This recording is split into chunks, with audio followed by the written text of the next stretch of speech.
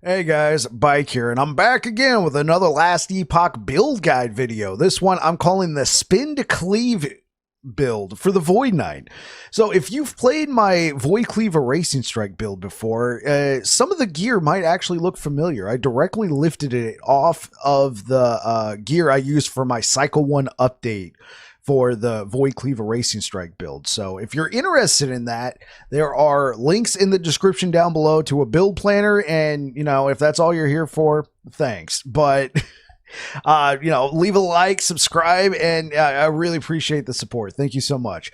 But the basis of the video is you spin around and you void cleave. You spin around and you void cleave. It's a pretty simple concept. I know I didn't originate it, but I didn't really reference anybody for this. I just kind of put this one together. I've played it for about a week with stuff I had in my stash, and I think we're at a good spot right now. So let's go into the game and show it off. All right, so I'm gonna have some gameplay going on here in the video. As you can see, it's pretty fun. It's pretty mobile. You get to spin for a long time, but I think like one of the main things that kind of sets this apart is we have Void Cleave set up as a traversal skill. So instead of using something like Shield Rush or Lunge, we're able to take a high damage ability like Void Cleave and use it to get around. And there's a node inside of Warpath that as we're spinning with it, it increases the damage of Void Cleave by 80% if you're spinning for 2 seconds. So I found this to be a very harmonious synergy. Not only can you get around the map, but you're doing damage and you're spinning. So I think that's pretty cool. Right here, we got a video of me fighting Orbis. By the way, I don't know if I mentioned this. This is all taken at 300 corruption. That's where I feel the build is most comfortable right now. 300 corruption with this level of gear. I'm sure it can be pushed. I'm sure it could be optimized. But like I said, I spent a week messing around with it. Here we are. We're smacking Orbis, taking them down. Bosses, it is a little bit of a grind, but I do find it pretty fun. So let's go ahead, jump into the game. All right, here we are. So what we're going to be doing, we're going to be doing kind of like my normal average. We're going to be doing gear, idols, blessings, skills, passive tree. So let's begin with the gear. So like I said, if you had played my Void Cleave Erasing Strike build, this is going to look a little bit familiar. We got Old Faithful, Apathy's Maw right here. We're going for that melee critical strike chance. I found this to be very effective because the way we have Anomaly set up, let's pull up my sheet. Oh, you can't see it. Let me move my face. So the way I have my sheet, melee critical strike chance right now is 65%. I activate Anomaly. We're now at 100%. So when we're spinning with Warpath, we're getting 100% crit. We already had 100% chance from Void Cleave due to the skill tree of Void Cleave, but on Warpath we did not. So using Anomaly is a good little way to get an extra boost of damage. It's kind of like the turbo button. You press it, bam, there you go. So whenever you need a nice little boost, Anomaly, right? Let's get out of that and let's move my face back over here. Okay, so yeah, we're using Apathy's Maw with a melee critical strike chance. This is a max T7, so I understand this is going to be hard to find. So if you don't have an Apathy's Maw, I would recommend something like an Odachi or maybe a Bardiche to use in this place. But at this point in the game, I have a bunch of Apathy's Maws laying around. I just kept slamming until I got what I needed. So going with that, definitely highly recommend Apathy's Maw. So with Leonines, even though we do have the 70% reduced bonus damage taken from critical hits, I'm actually going the good old critical strike avoidance route. So you can literally use any helm that you want in this slot. In fact, let me look up...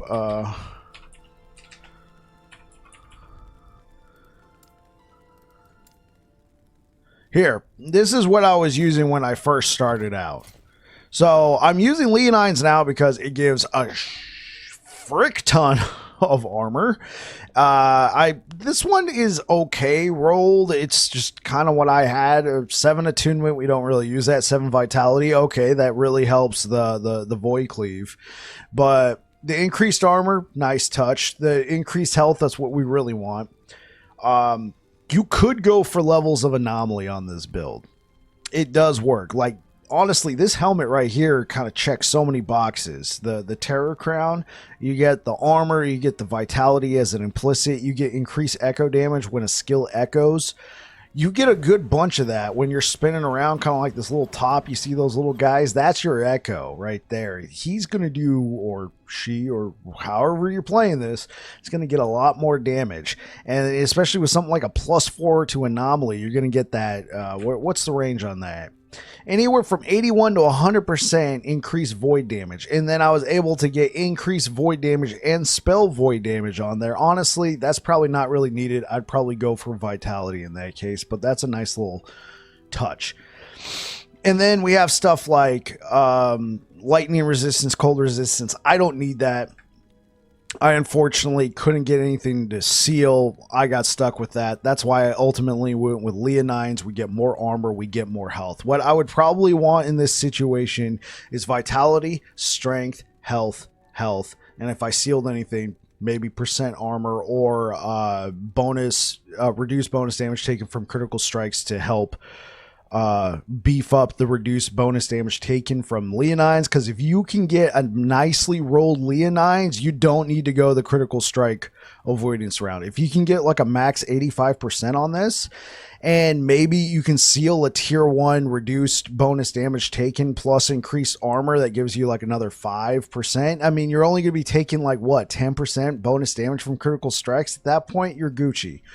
So you could go that route. That's just kind of what I'm thinking. So we also had used originally good old Omnis. We're not using Omnis right now. Main reason why is this is a build that I think could be fun to either cycle start or play after you've already done a starter build and you already got a couple pieces of gear. And I think Omnis might be a difficult, unique to swing. It also is kind of a feels bad because if you can't get armor shred on your apathies, which is incredibly hard, you're going to have to find armor shred other places. You can look for it in your idols. I believe there's a couple different idols out there that you can get that can allow you to shred armor, but you're going to want a good chunk of it. So another place would be your gloves. Unfortunately, this is a really nice pair of gloves that I couldn't fit armor shred in. I was able to get frailty, so I'm going to take it there.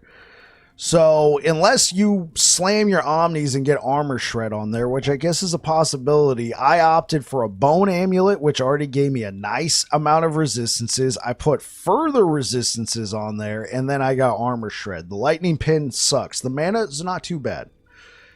It's not too bad, because here's one of the issues with Warpath. When you're spinning around like this, look, you're not, like the way I have it set up, you're not draining mana, but you're also not regenerating mana. So you start using stuff like that. You start using anomaly. You maybe want to activate one of that. You know what I'm saying? You're going to want a little bit of a cap there. Now, of course, you can stop spinning. You can get mana back that way. But there's also another way that we'll go over in the skills tab. So I opted for Bone Amulet. If your resistances are Gucci, or if you don't care about stuff like this and you just want to turn all of your idols into just a massive resistance dump, put whatever you want here. Put whatever you want here. I do highly recommend Armor Shred. Other notable affixes you'd want in your amulet slot, probably health, maybe strength. Critical Strike Multiplier. Never a bad one, but I wanted Armor Shred. All right, moving on. I mean, if you can get Armor Shred on your Apathy's Maw, along with melee critical strike chance, then there's even more possibilities there. Okay, Siphon of Anguish. This is one I've had for like forever. I don't know when I slammed it. I haven't really messed with it. I got like a billion of these like siphons. They're everywhere, and I can't be.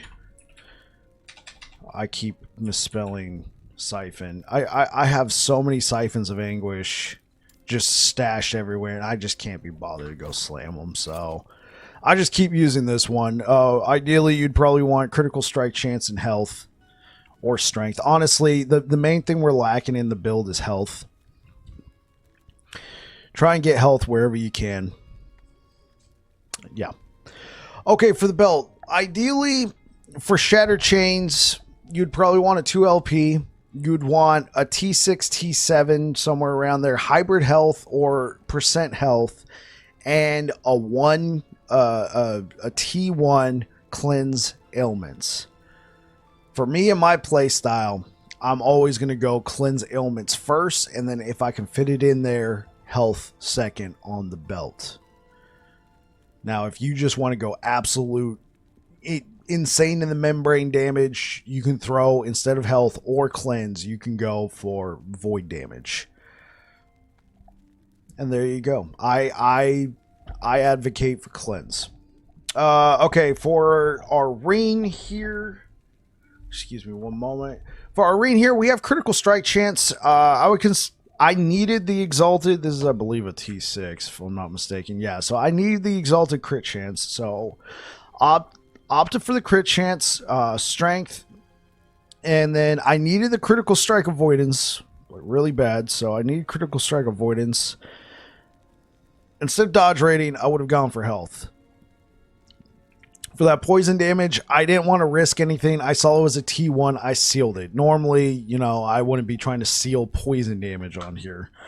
But notable things you can add. So instead of that strength roll, you could go for a void damage increase.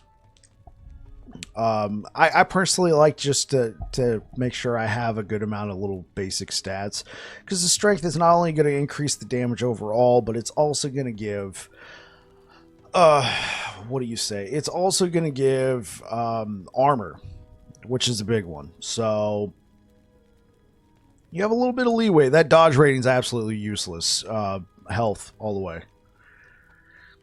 So I went with a ruby ring only because I needed the fire resistance. The increased fire damage doesn't really do anything for us. You can literally use any kind of ring you want in this regard, but I needed the fire resistance, so that's what I opted for. Obviously, Siphon of Anguish is a gold ring, so it comes with elemental resistance. The gloves. I do highly recommend Eternal Gauntlets of the Giant because, well, Eternal Gauntlets, because of the armor mitigation also applies to dots, right? I think that's a huge one. I think this is almost perfectly rolled. I think, I mean...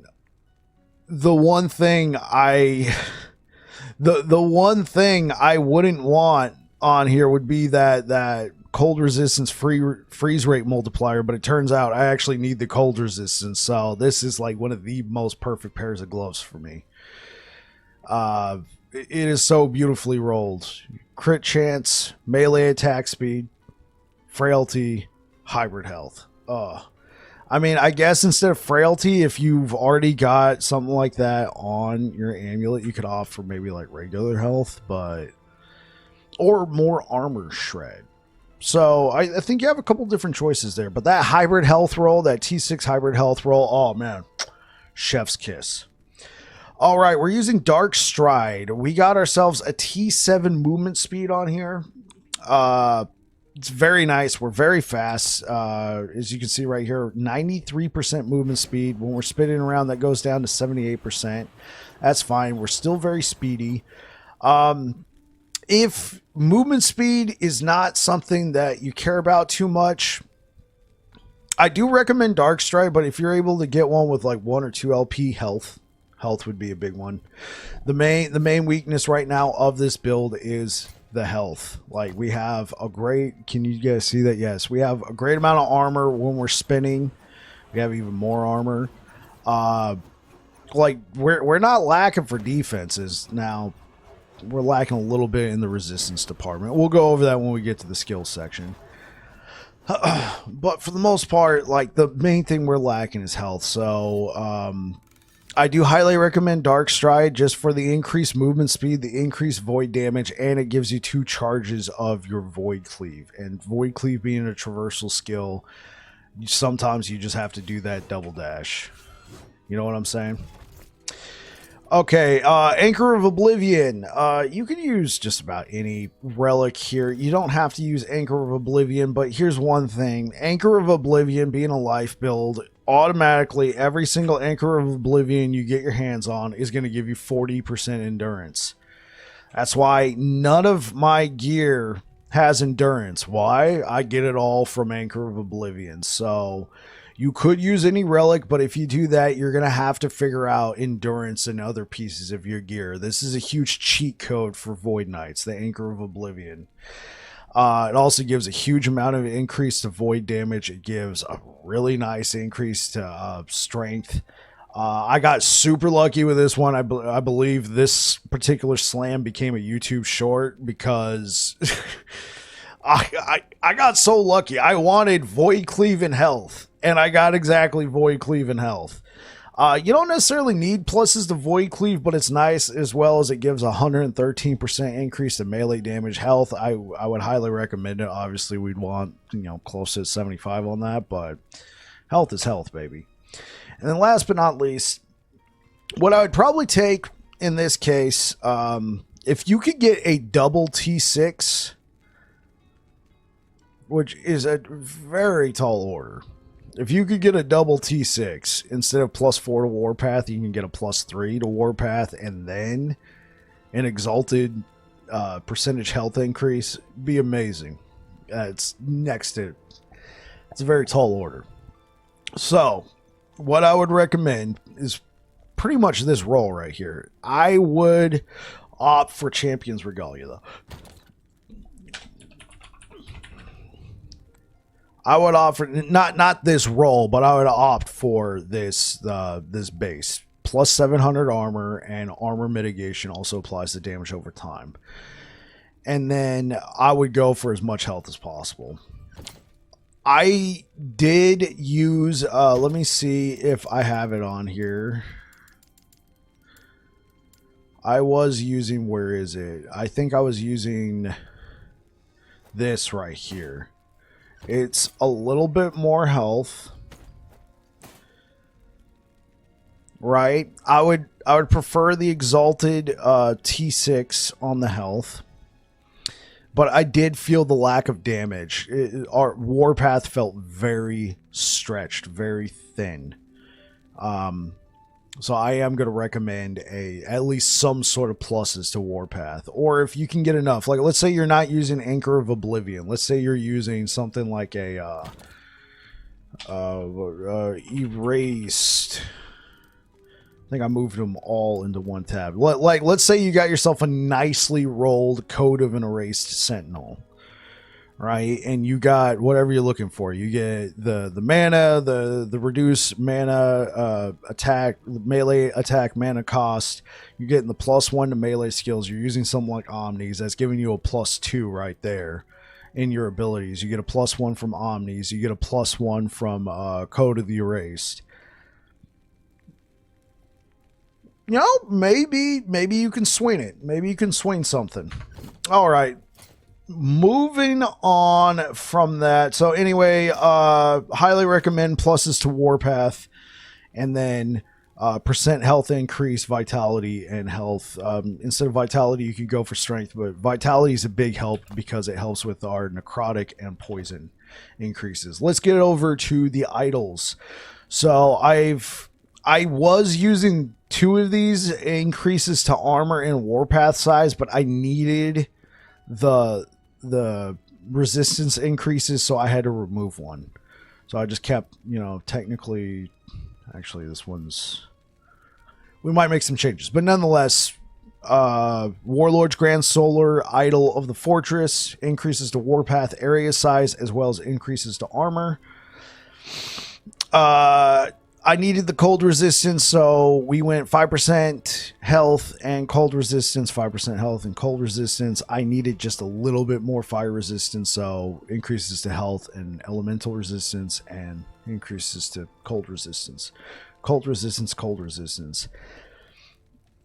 So you got a couple choices when it comes to these big idols. A, you don't have to use them, but a 70% increase to melee void damage is a nice uptick. And the +6 to vitality, like I said, really helps. But if you're good in this area, you can opt for something like increases to echo damage when a skill echoes. So remember when I said when those guys go off and they're all attacking, can be a big increase in damage.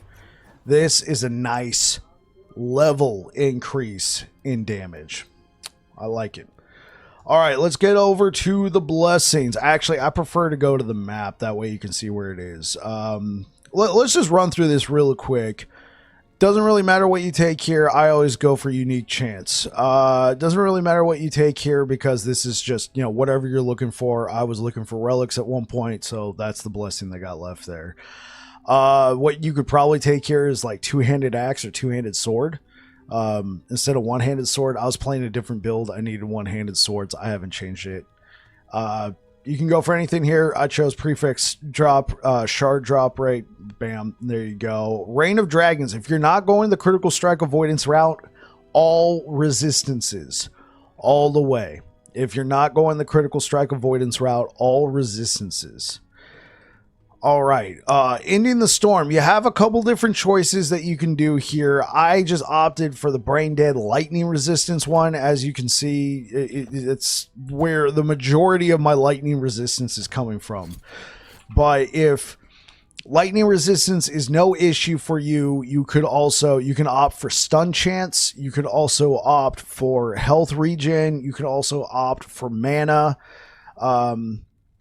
Maybe even shock, chance to shock on hit, but at that point you might as well just go for stun resistance. All shock would do is increases your lightning damage to them, which we're not doing lightning damage, but it increases your chance to stun them. But there's also the blessing of just a flat stun chance. You can go for that instead. Black Sun, you're going to want chance to shred void resistance. This goes all the way up to 50%. I only got a 37%. I would opt for that. Highly, highly recommend that. I mean, if you don't want that for some reason, I guess you could go crit multi, but I would highly recommend chance to shred void resistance. Okay, Spirits of Fire. Now, you can go for flat armor. If you're planning on playing a couple different builds, either for the rest of this cycle or in cycle 2, armor while channeling might not, it only applies to when you're channeling, which as a sentinel, I think we only have a couple channeling skills. Let me see. I believe Smelter's Wrath is a channeling skill, which for Void Knight is not applicable. I believe Rebuke is a channeling skill and Warpath is a channeling skill. I don't think anything else is a channeling skill. Regardless, I would highly recommend this one, especially if you're going to be playing Warpath. Armor while channeling, it goes all the way up to 650 flat armor. This is flat armor while channeling. I got a 46% Grand Bulwark of the Tundra. I mean, I guess you could go for physical resistance, but I highly, highly, highly recommend percent armor increase. Goes all the way up to 55%. I've actually been looking for a better one. This is the best one I got. And last, Ruin. I hate this timeline. I hate fighting the boss here, so I took class-specific shard drop rate and haven't looked back. The end. All right, let's get into the skills. I'm going to have to fix this up real quick because I unequipped.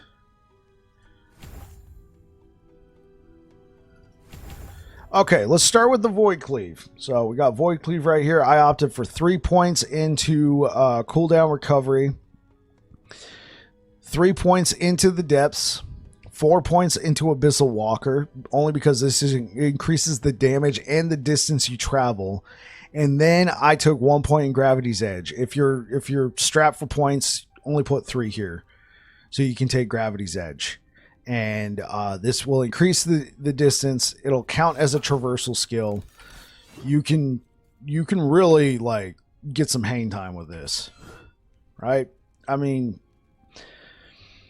of the traversal skills, it's probably the shortest amount of distance you'll travel, but you also do damage.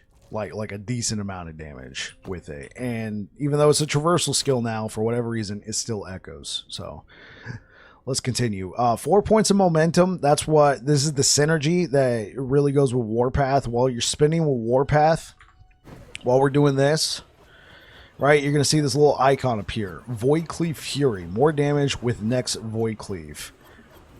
You release and go, bam. Bam. You just did an 80% increase to your Void Cleave. It's really good for getting that little extra bump out of it. So then we come down here, we go to Precognition. Void Cleave cannot be dodged, and it gives us a base critical strike chance. I took all 3 points in Rift Maker.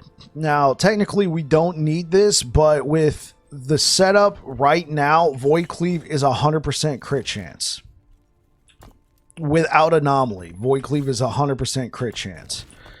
So I like kind of having that in my back pocket because sometimes you just don't want to stop to activate anomaly. Sometimes you're low on mana, so it's nice knowing that you already have 100% crit chance with Void Cleave, the way it's set up. But if you don't need this, you can take 2 points out of here, just 1 point. I would highly recommend all 4 points in Champion of the Void, because here's the next little kicker with Champion of the Void. Void Cleave critical strikes deal more damage, and you gain mana when you critically strike. So you hit a big group of enemies with this, you get 4 mana per hit. Now against bosses, you'll feel it. You'll be like spinning. You'll hit them. You'll get back 4 mana. Eventually, you're just like the spin, the cleave, the spin, the cleave. Your mana will go down. But against groups of enemies, your mana will go up. Allow you to spin for a long time while still maintaining the damage output of Void Cleave. We're not using Racing Strike, but, you know, there's always good old Obliterator right there. There are some, I guess you could say, variations you could do if you're not using Apathy's Maw. Like, let's say you're using a Bardiche. You can opt for a couple points in Vorpal Force, and when enemies are bleeding, you're probably going to be applying that with your Warpath. If they have bleed, you can then use Void Cleave to do even more damage. You could also opt for Abyssal Echoes instead of Sigils of Hope, like I'm doing here, and apply it with the Void Cleave, but that's going to be using a ton of mana. So I don't know if I'd opt for that. Using Abyssal Echoes with this build, because even Warpath has a way to apply Abyssal Echoes, it kind of felt like a flat tire. You guys know I love Abyssal Echoes, but it definitely felt like a flat tire when I was going through the rotations and everything. So I opted for Sigils of Hope, simply because as you're killing enemies, you get it for free, essentially. No mana cost. It gets cast. Let's go over to Warpath. So I took 2 points in Unchained and then 1 point in Reckless Spin. That's why my elemental resistances go down when I'm spinning. One thing you can do, if you're not using something like a Anchor of Oblivion, or if you got a nice Anchor of Oblivion and you slam it, there is an all resistances while channeling affix. You can slam it onto here. That can help alleviate that.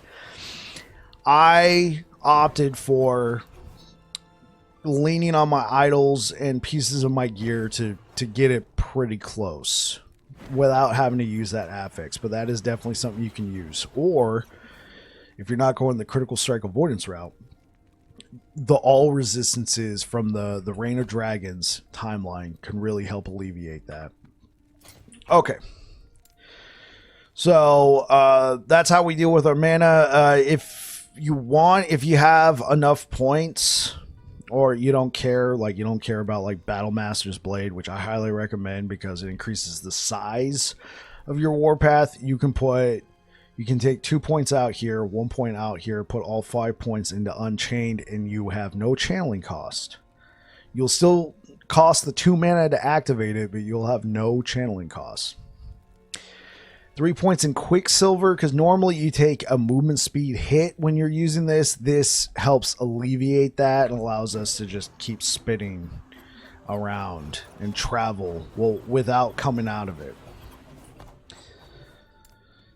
I took 1 point in Iron Reach because I want to put all 5 points in Whirling Steel. This is 40% damage increase, and it's doubled with a two-handed weapon. Put 5 points in Void Spiral only because it's doubled with a two-handed weapon. So instead of 25 points of flat melee void damage, we're getting 50. Put 1 point in Echo Knight.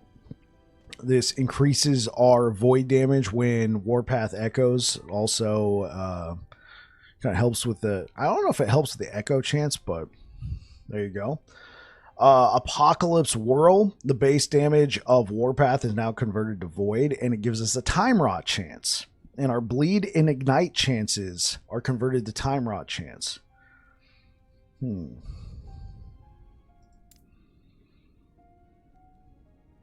Forget what I said about the Bardiche. I didn't realize that. Sorry. I'm figuring this out now. Forget what I said about the Bardiche. I mean, I guess you could use the Bardiche, but I wouldn't use this because I don't think it's going to cross apply. This only affects Warpath.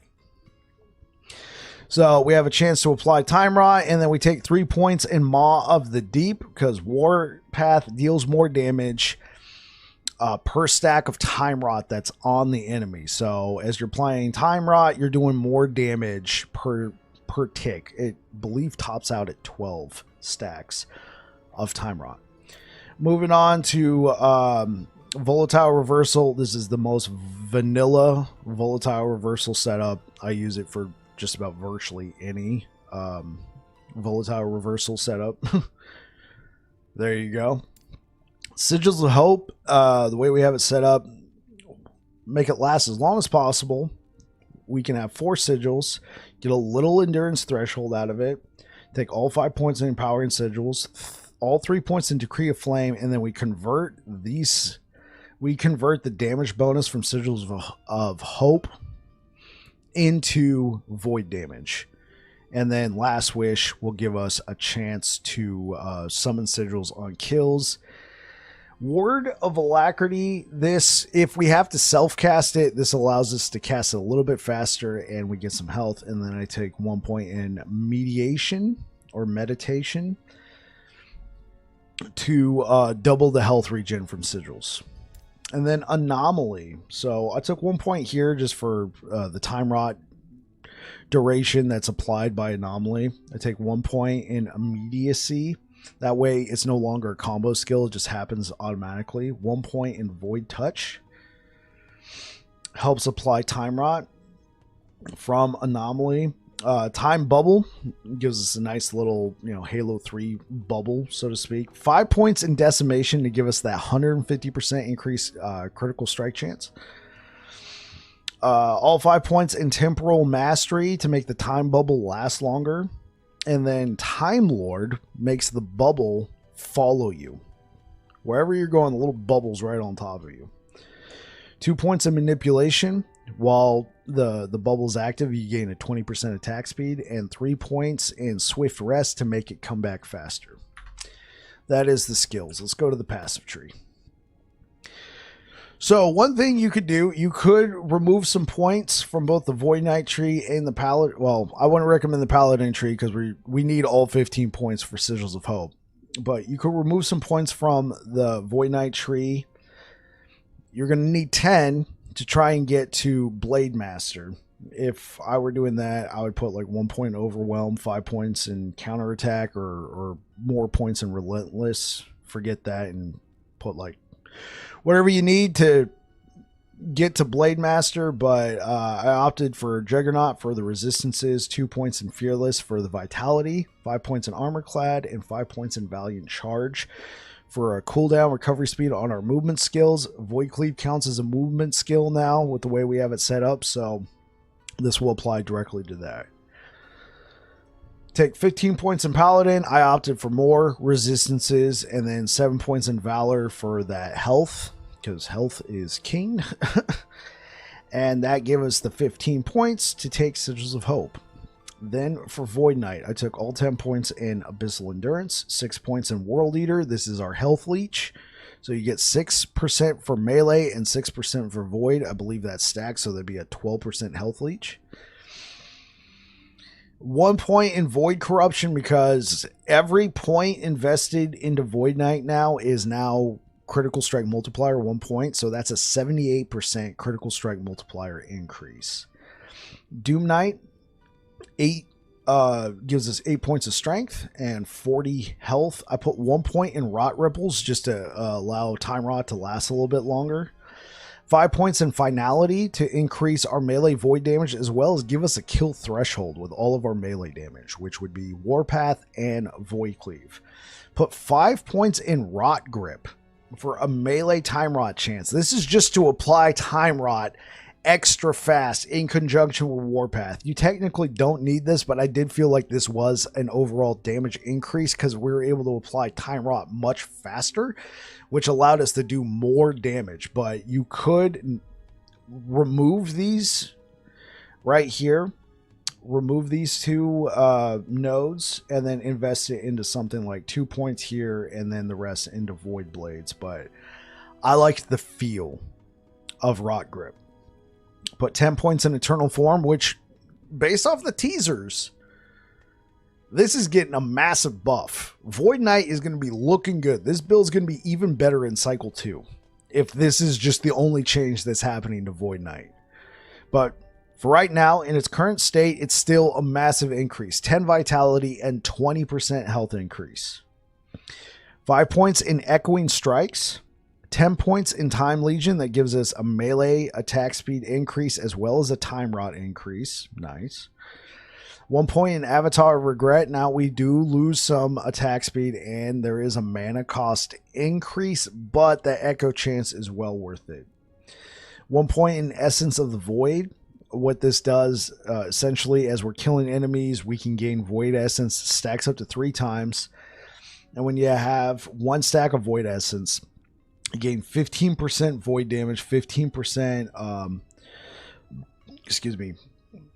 increase melee damage, and 10% reduced duration of stuns. You have all 3 stacks, you're getting 45% increased void damage, 45% increased melee damage, and 30% reduced duration of stuns if you have all 3 stacks. And then 15 points in Dread, increased void damage and move speed. Just makes the build feel even crispier. All right, that was the gear, that was the idols, that was the blessings, that was the skills, that was the passive tree. I'm Babbling Pike. Thank you very much for watching. If you like what I do here, feel free to like the video and subscribe. And appreciate you guys very much. Looking forward to Cycle 2. Anyway, you guys take care. Cheers.